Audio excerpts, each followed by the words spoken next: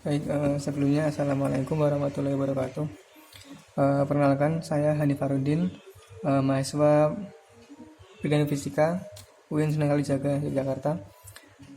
Di sini saya akan membawakan materi tentang arus listrik bolak-balik. Arus listrik bolak-balik. Nah, apa itu arus listrik bolak-balik gitu kan? Arus listrik bolak-balik itu jadi gini. Sebelum kita memahami tentang apa itu arus listrik bolak-balik, mungkin alangkah baiknya kita harus memahami dulu tentang ini, tegangan bolak-balik. Tegangan bolak-balik. Nah, kalau kita tahu ini kan listrik gitu. Listrik di dunia kita itu cuma ada dua gitu, atau di kehidupan kita yang sering kita jumpai itu ada dua, yaitu listrik yang bolak-balik. Listrik bolak-balik ini listrik bolak-balik atau sebut AC, listrik AC, dan listrik yang searah atau listrik DC, kita sebutnya itu direct current atau alternating current gitu, secara bahasa Inggris seperti itu. Nah, jadi kita di sini akan fokus pada pembahasan ini aja, pembahasan arus listrik bolak-balik. Yang mana sebelum kita bahas tentang arus listrik bolak-balik, kita harus bahas dulu tentang tegangan bolak-balik gitu. Karena timbulnya arus listrik bolak-balik itu nanti disebabkan oleh adanya tegangan yang bolak-balik kayak gitu. Maksudnya bolak-balik adalah apanya gitu kan? Apakah arahnya, apakah nilainya gitu kan? Nah, kalau khusus di tegangan yang ini, tegangan bolak-balik ini, yang bolak-balik adalah apanya? Polaritasnya gitu. Jadi namanya aja bolak-balik. Bolak-balik terhadap waktu jadi setiap saat, setiap waktu itu dia bolak-balik gitu. Maksudnya ketika waktunya bertambah terus itu, jadi dia bolak-balik. Maksudnya ada kadang positif, kadang negatif, kadang nol, kadang seperti itu. Nah, makanya itu nanti akan bisa dijabarkan atau dianalisis menggunakan grafik sinusoidal paling mudahnya gitu. Seperti ini. Nah, grafik sinusoidal itu seperti ini.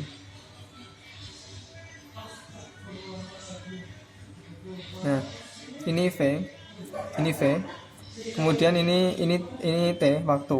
Jadi setiap waktunya tambah, otomatis dia itu bolak-balik. Dia jadi antara positif dan negatif, positif lagi itu, positif, negatif, positif, dan ini negatif kayak gitu. Terus kayak gitu. Apanya? Polaritasnya kalau yang khusus tegangan. Nah, sebenarnya sumbernya apa aja sih gitu? Mungkin sebelum kita membahas ke persamaan gitu, kita mungkin lebih enaknya biar kita lebih semangat gitu kan, maksudnya itu mungkin kita harus tahu dulu itu dari mana sih arus listrik bolak-balik, kemudian ini sumbernya apa juga sih, kalau DC itu, kemudian kalau AC itu sumbernya apa sih ya gitu kan. Nah, kalau DC itu kan kalau misalnya kita tahu ada apa itu namanya baterai gitu kan, baterai, kemudian ada aki juga itu. Pokoknya ketika itu sumber tegangan yang itu yang mana itu ada kutub positif dan kutub negatifnya, udah jelas gitu kan, berarti itu adalah sumber tegangan DC itu. Kalau dalam kimia mungkin ada juga itu elemen volta itu. Nah, tapi kita nggak membahas tentang ini juga, tapi nanti kita lebih fokus ke sini. Yang ini apa sumbernya? Sumbernya adalah generator. Ini paling banyak generator AC. Generator AC. Generator AC itu apa? Dari itu listrik yang dihasilkan oleh PLN itu loh. Nah, PLN. Jadi kan listrik di rumah kita itu kan dihasilkan oleh PLN, oleh pembangkit listrik. Nah, itu kan. Nah, itu ada yang mungkin dari PLTA, pembangkit listrik tenaga air, tenaga uap, tenaga nuklir kayak gitu kan. Nah, pada dasarnya PLTA, PLTU dan sebagainya itu, atau angin dan sebagainya itu adalah fungsinya untuk memutarkannya. Jadi untuk memutarkan kumparan itu loh. Jadi ketika kumparannya itu berputar itu, jadi ini tadi saya juga udah ngeprint gambarnya ini. Jadi seperti ini. Nah, ini gambaran mengapa dia balik-balik. Ini sebelum kita masuk ke rumus ya. Jadi sebelum kita masuk ke persamaan apa aja gitu. Jadi kita masuk ke konsepnya dulu, bolak-baliknya dari mana gitu loh.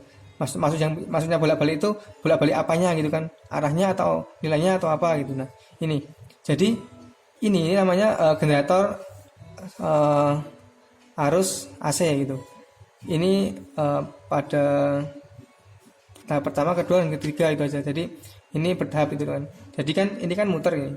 Ini kumparannya ini. Ini kan magnet. Ini ada magnet kutub utara, ini kutub selatan. Nah, di sini kan itu kan otomatis ada medan magnet. Yaitu arahnya kemana? Arahnya dari utara ke selatan. Itu medan magnet luarnya. Medan magnet luar arahnya dari utara ke selatan.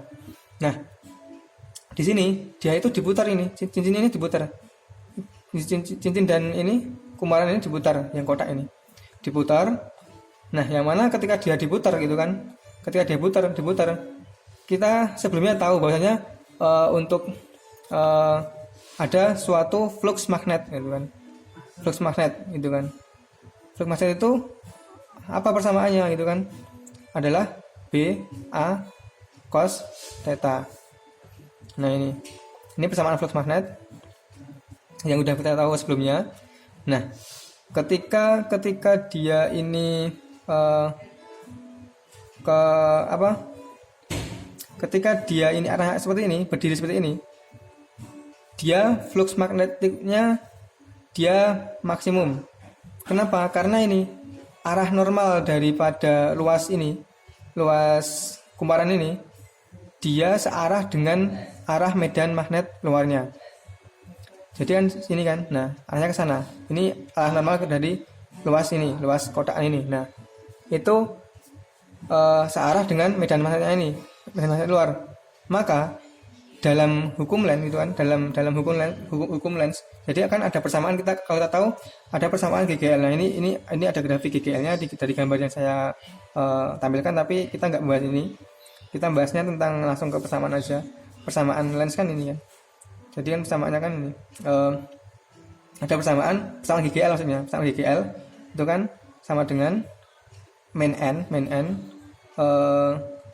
dikalikan dengan delta flux per delta T. Nah, ini kemudian yang mana kita tahu fluxnya itu sama dengan ini tadi. Fluxnya ini.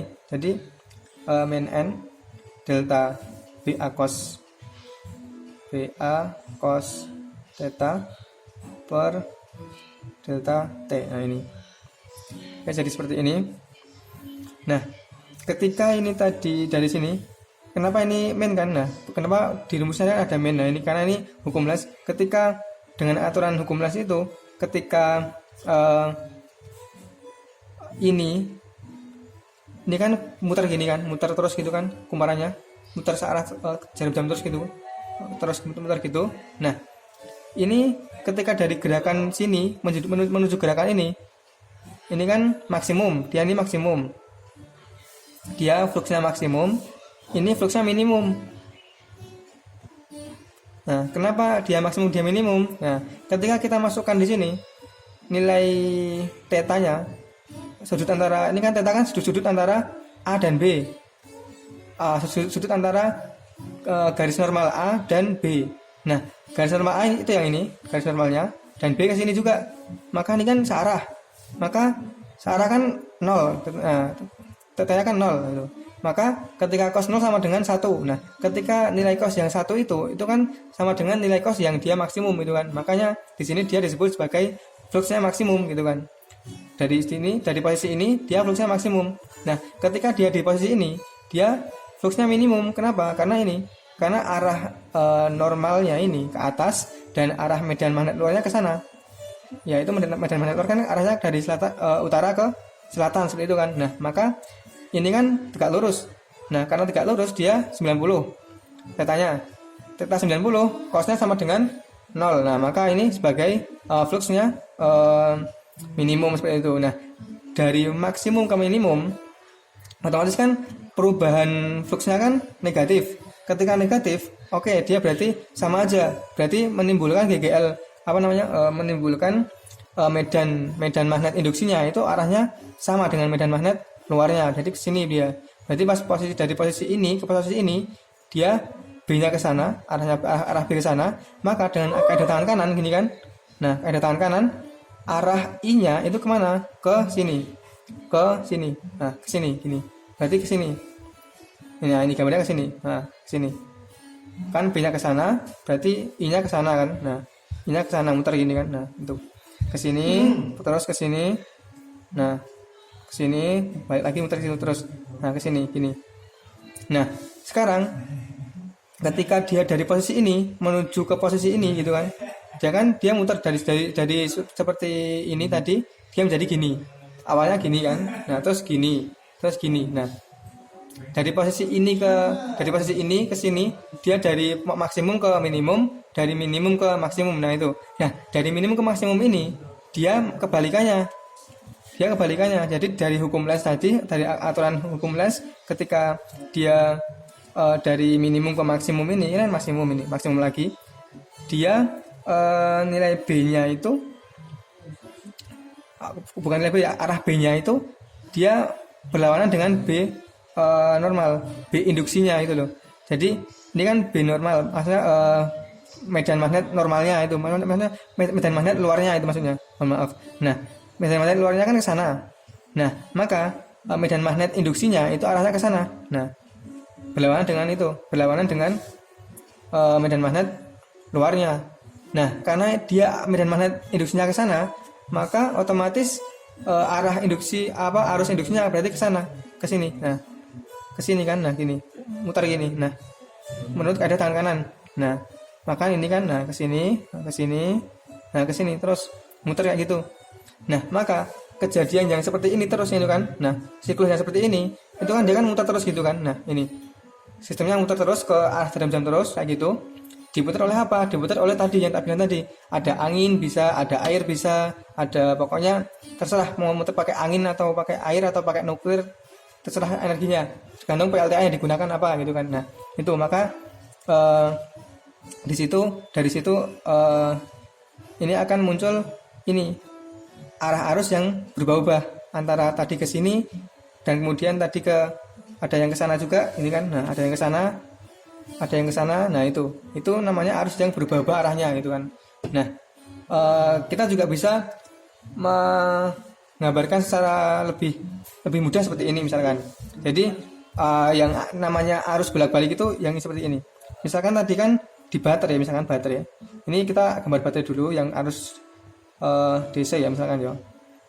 Nah, ini kan dia kutub positif, ini dia kutub negatif. Nah, kemudian maka arahnya kan ke sini.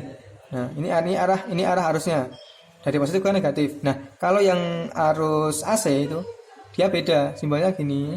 Nah, dia enggak ini hambatannya misalkan, nah, atau lampunya gitu kan. Nah, dia setengah siklus dia itu dari ini positif, ini negatif. Setengah siklus dia dari sini dia jadi di sini jadi negatif, di sini jadi positif. Jadi setengah siklusnya dia ke sini arah arusnya, dan setengah siklus lagi dia ke sini arah arusnya. Nah, seperti itu. Itu arahnya. Tinjauan arus bolak-balik dari segi arahnya. Kenapa disebut bolak-balik? Nah, kemudian tinjauan arus bolak-balik dari segi besarnya itu akan tadi kembali ke sini lagi. Nah, ini dari sini, dari tegangan bolak-baliknya itu kan. Nah, tadi kan udah tak bilang bahwasanya ini ketika tegangannya itu bolak-balik, ini polaritasnya bolak-balik. Ini kan tegangan yang ini polaritasnya bolak-balik tegangannya itu. Antaranya jadi dari positif menjadi negatif positif itu kan. Jadi dia bolak-balik tegangannya. Nah, dia akan menjadikan nilai tegangan itu seperti ini. Akan ditinjau menggunakan grafik sinusoidal akan menjadi seperti ini. Positif, negatif. Nah, dia kadangkala dia 0, kadangkala dia maksimum, kadangkala dia 0, maksimum. Nah, terus seperti itu. Nah, ini dia maksimum ini, VM ini. Nah, ini T. Nah, maka ketika kita mungkin lihat ini kan kita bicara di sini kan yang kita bicarakan adalah arus yang sering kita gunakan di rumah-rumah kita itu kan. Misalkan di lampu-lampu itu kan menggunakan arus AC itu kan. Nah, berarti otomatis I-nya pun juga seperti itu. Nah, I-nya juga seperti ini. Nah,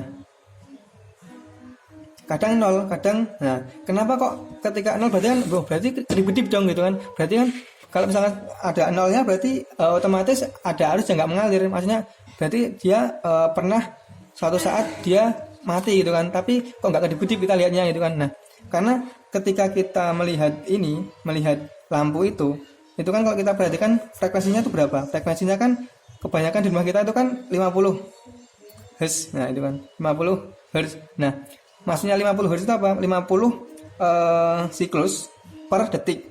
Nah, bayangkan aja 50 siklus per detik itu seberapa cepat gitu kan. Nah, makanya mata kita tuh sampai nggak bisa nggak bisa membedakan antara dia kedip-kedip atau enggak gitu loh, karena dia sangat cepat kedip-kedipnya. Jadi kita juga lihatnya cuman kalau seperti udahlah seperti terang gitu aja, maksudnya enggak kedip-kedip gitu loh, seperti itu. Ini untuk I tadi misalkan. Nah, ini juga seperti itu. Nah, kemudian lanjut bagaimana cara mengukurnya gitu kan. Nah, cara mengukurnya bagaimana sih gitu kan. Nah, mungkin ketika dalam arus DC itu kan, arus DC, ketika kita mengukur arus DC atau tegangan DC gitu kan, itu kita akan memperhatikan kutubnya gitu. Yang kutub negatif ya ketemu kutub negatifnya gitu, kutub negatif dari alat ukurnya gitu loh. Nah, tapi kalau misalkan yang untuk arus AC itu kita nggak perlu seperti itu, kita harus tinggal asal colokan pun bisa gitu loh. Nah, seperti itu bedanya mungkin seperti itu. Nah, kemudian kalau yang terukur di sini, yang terukur di arus ini DC ya, DC tadi ini AC. Nah, yang terukur di DC itu adalah misalkan arus, misalkan kita mengukur arus misalkan menggunakan ampere meter. Nah, maka yang terukur di sini itu adalah arus rata-ratanya. Nah, arus rata-rata. Nah, kalau yang di sini, apakah iya yang diukur itu arus rata-ratanya gitu kan? Apakah arus rata-rata gitu kan? Nah, jawabannya seperti ini. Ketika kita misalkan di sini kita mengukur arusnya, misalkan arus rata-rata ya, berarti kan rata-ratanya kan misalkan satu siklus kita ukur gitu. Ini kemudian ini juga. Nah, ketika ini positif ini negatif, ketika diukur rata-rata dijumlahkan kemudian dibagi 2 kan otomatis dia akan ketemu 0. Nah, tentu ini bukan seperti caranya, berarti caranya bagaimana caranya gitu kan. Nah, untuk mempermudah analisnya, padahal ketika kita menggunakan seperti ini itu mesti salah. Nah, kita kuadratkan dulu. Kita kuadratkan jadi I kuadrat sama I kuadrat. Kan ini kan tadi masuk ke ini, otomatis ketika menggunakan persamaan gelombang yang sinusoidal seperti ini, maka mesti menggunakan ini. Persamaannya adalah ketika ini tegangan berarti V sama dengan Vm sin omega T. Nah, ini berarti dia itu maksudnya adalah dia bergerak terhadap waktu, maksudnya dia berbaba terhadap waktu ini kan. Vm ininya amplitudenya seperti persamaan gelombang biasa ini. Vm itu amplitudenya, sin omega T itu ini. Nah, ini sudut fasenya ini. Ini sudut fasenya. Nah, misalkan I juga sama. I sama dengan Im sin omega T. Nah, sama juga. Nah, kita ukur tadi sampai sini tadi ukur nggak bisa, ternyata oke, berarti kita kuadratkan. Jadi gimana? Jadi seperti ini.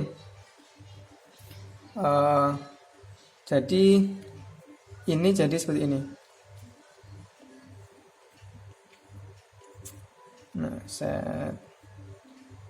Nah, ini kan. Ini jadi grafiknya seperti itu. Kemudian yang ini jadi I kuadrat sama dengan I maksimal kuadrat sin kuadrat omega T. Nah, ini jadi seperti ini. Tujuannya untuk mencari apa? Untuk mencari agar kita bisa menghitung. Sebenarnya yang terhitung di sini tuh apa itu kan? Nanti endingnya kita, kalau misalkan kalian pernah dengar itu ada yang namanya nilai sesaat, nilai maksimum, dan nilai efektif. Mungkin udah pernah dengar semua. Nah, kita tahu mungkin ya kalau yang sesaat itu yang ini. Nah, yang sesaat itu yang ini. Nah, nilai sesaatnya ini, nilai saat. I atau V atau I itu nilai sesaatnya yang di sini. Nah, maksimum, itu yang ini. karena dia maksimum di sini amplitudenya. Nah, yang efektif berarti ini kita otomatis mencari yang efektif ini, ya, yang terukur di alat ukur ini itu. Nah, yang mana? Yang efektif ini. Nah, cara menghitungnya gimana? Cara menghitung maksudnya persamaannya bagaimana? Persamaan efektifnya itu sangat diketahui seperti ini. Kasusnya. Nah, itu seperti ini. Kita kuadratkan dulu tadi. Nah, ini jadi berarti ini menjadi di sini adalah I maksimal IM kuadrat. Nah, kemudian di sini dia masih T gitu. Kemudian ini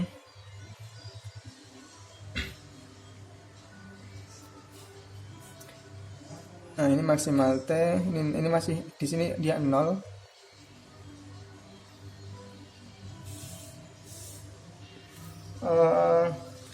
Menurut definisi gitu. Jadi menurut definisi kan kita kuadratkan itu seperti ini. Jadi menurut definisi I efektif gitu kan, kita sebut ini I sebagai I efektif ya kan. I efektif berarti ini I efektif itu sama dengan akar dari kuadrat ini di rata-rata itu kan. Nah, atau I efektif juga disebut juga dengan itu nilai RMS-nya gitu, RMS Rodman square maaf. Nah itu IM ini ya di akar dari ini IM kuadrat sin omega kuadrat omega T. Nah ini dia akan ketemu ini gitu kan. Nah, sedangkan menurut definisi luasan itu kan, luasan yang ini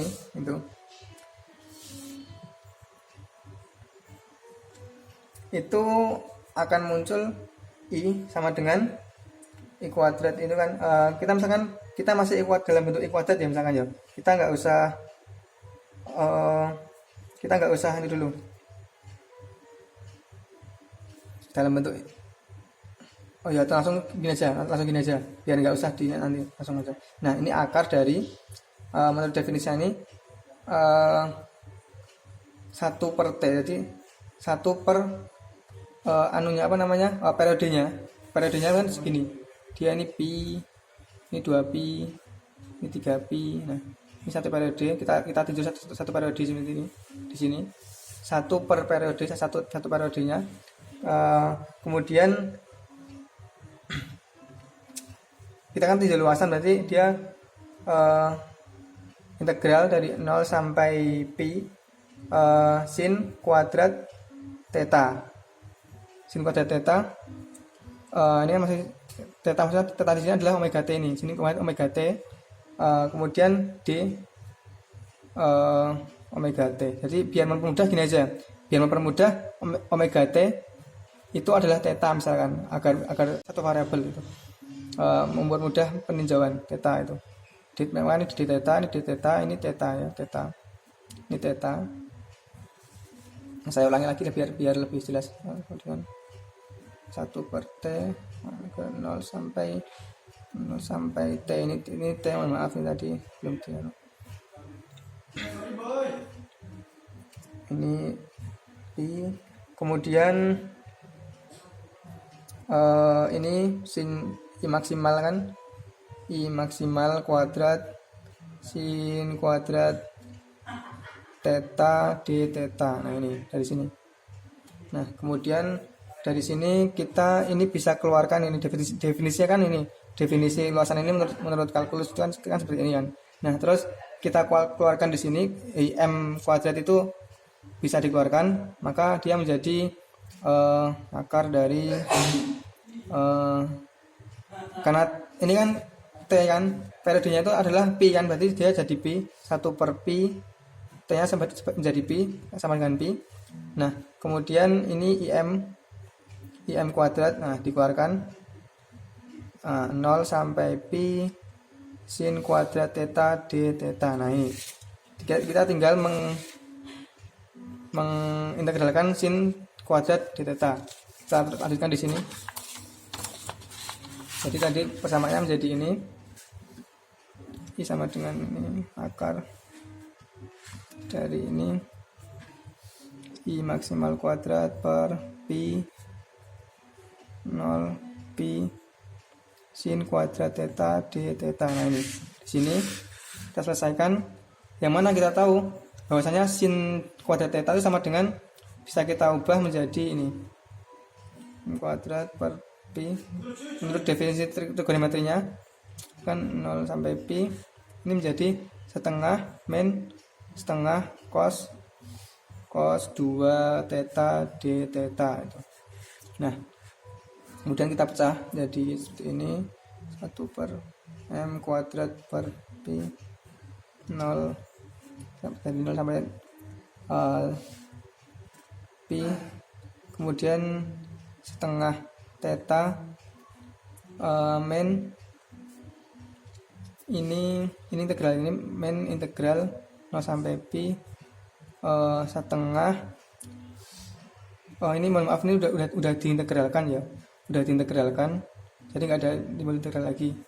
Nah ini min ini udah diintegralkan, langsung aja integralkan ini, dia setengah cos 2 theta dikalikan dengan setengahnya ini, berarti apa, nilai ini dibalik, berarti dia jadi setengah di sini kali dengan setengah.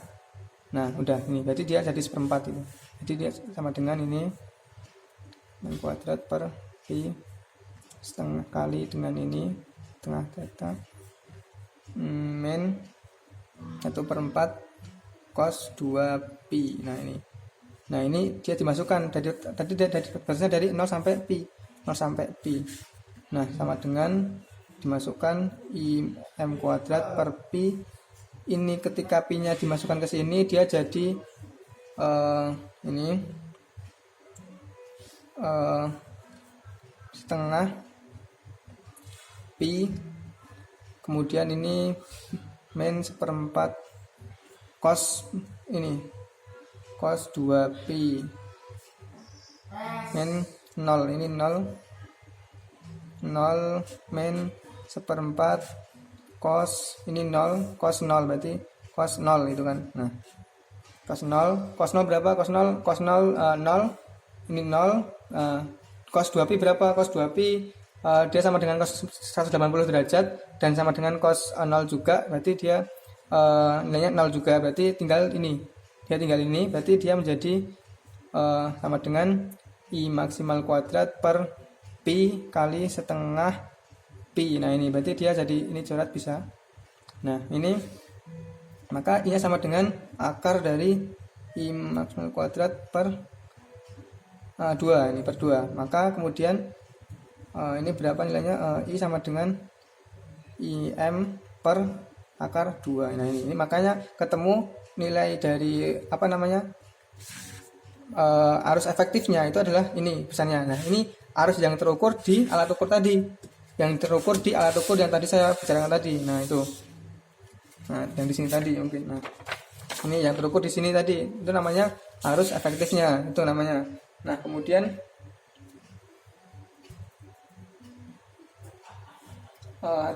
RMS sudah, RMS sama dengan efektif, kemudian udah. Nah kemudian ini ada peninjauan yang lebih mudah untuk menganalisis apa namanya persamaan-persamaan yang berkaitan dengan persamaan gelombang itu kan. Ini kan gelombang, persamaan gelombang itu menggunakan fasor itu. Apa itu fasor itu kan? Fasor itu merupakan metode atau misalkan ini, jadi gini, gambarkan aja seperti ini. Nah ini vektor ke sana. Misalkan ini fasor pertegangan. Nah ini panjangnya ini, panjang vektor ini dia sebagai VM-nya maksimal, apa V maksimalnya. Misalkan ini ada persamaan ini, misalkan VM sin omega t. Nah ini sumbu x, ini sumbu y. Nah otomatis ini kan ini theta, ini omega t. Omega t ini sudut fasanya di sini. Ini VM-nya itu ini, panjangnya ini, panjang vektor ini sama dengan ininya yang bergerak menurut sudut fase ini. Nah gini, jadi dia vektor yang bergerak seperti ini, berputar berlawanan arah dengan jarum jam ini disebut sebagai fasornya ini. Nah kemudian ini kalau yang namanya ini VM sin omega t, maka yang mana? Yang sini, ini VM sin omega t. yang kesini ini Vm sin omega T, maka ini V-nya. Nah, ini sebagai V-nya. Nah, ini sebagai V sesaatnya ini. Nah, itu. Kemudian kalau misalkan ini persamaannya gelombang itu dari cos gimana? Berarti misalkan V sama dengan Vm cos omega T. Maka persamaan sesaatnya bukan yang di sini, tapi yang di sini. Nah, ini menjadi yang cos omega T yang di sini. Nah, Vm cos omega T. Maka ini yang di sini sebagai apa, atau proyeksi yang ke sini itu sebagai V sesaatnya seperti itu. Nah, kemudian itu untuk faktor V, faktor I juga sama. Faktor I juga sama. Nanti juga seperti ini juga. Nah, kasusnya cuma beda simbol aja. Vm ini menjadi IM dan sebagainya dan seterusnya itu. Nah, kemudian fungsi daripada arus bolak-balik ini gitu kan. Kalau yang saya ketahui di sini yang bisa nyata itu kan rumah PLN kan di kita kan menggunakan arus yang bolak-balik. Kenapa gitu? Karena misalkan ini PLN. Ketika dia menghasilkan listrik gitu kan dengan PLTA atau PLTU atau dan sebagainya itu, dia harus dinaikkan dulu tegangannya. Agar apa? Agar nanti ketika ditransmisikan ke rumah-rumah itu, dia nggak hilang dayanya itu di jalan gitu kan. Dengan persamaan seperti ini, misalkan dengan analogi mudah seperti ini. Kan P, misalkan P sama dengan kan daya kan, P sama kali I. Nah, di rumah-rumah ini itu kan misalkan membutuhkan daya sekian gitu kan. Nah, kita dengan daya yang sama, kita bisa mengecilkan tegangan dan membesarkan arus atau mengecilkan tegangan. Nah, maka untuk daya yang sama, misalkan kita mau ambil daya yang hilang berapa tuh di jalan gitu kan. Itu kan menggunakan P sama dengan persamaan P loss itu I kuadrat R. Nah, di sini. Maka di sini ada besaran I di sini. Nah, ketika ini ada besaran I di sini, I kuadrat. Ketika I-nya besar otomatis di sini tadi. Otomatis daya yang hilang akan besar. Nah, tapi ketika nanti dia menggunakan tegangan yang besar, otomatis dia nggak akan kehilangan banyak daya di sini. Karena persamaan ini itu loh. Nah, di situ. Makanya di sini dari PLTA yang tadinya itu tegangannya itu rendah, nah dinaikkan dulu agar ketika nanti ditransmisikan itu enggak ada yang hilang di jalan gitu kan. Nah, menurunkan tegangan ini bahkan di rumah kita juga ada kan. Jadi gini, awalnya rendah, dinaikkan dulu, ditransmisikan ke jarak jauh, kemudian nanti dari ini dibagi-bagi menjadi ke rumah-rumah menjadi tegangan yang rendah lagi. Menggunakan apa? Menggunakan alat yang namanya transformator. Nah, trafo ini hanya bisa bekerja untuk arus AC. Makanya makanya rumah kita menggunakan arus AC bukan arus DC seperti itu. Gambarnya seperti itu. Pemanfaatan daripada arus listrik bolak-balik ini. Nah, nanti untuk tinjauan selanjutnya untuk materi arus bolak-balik yang ada di SMA ini kita akan bicara tentang rangkaian R, L, dan RLC itu. Rangkaian R saja, L saja, atau C saja itu. Rangkaian kapasitor, atau ini induktor saja. Kemudian ini R, hambatan saja itu. Nanti mungkin akan dijelaskan di lain kesempatan untuk rangkaian ini, RLC ini. Mungkin cukup itu dari saya, kurang lebihnya mohon maaf. Mungkin kalau misalkan ada salah konsep, saya mohon maaf dan silakan dikoreksi. Sekian dari saya, kurang lebih mohon maaf. Wassalamualaikum warahmatullahi wabarakatuh.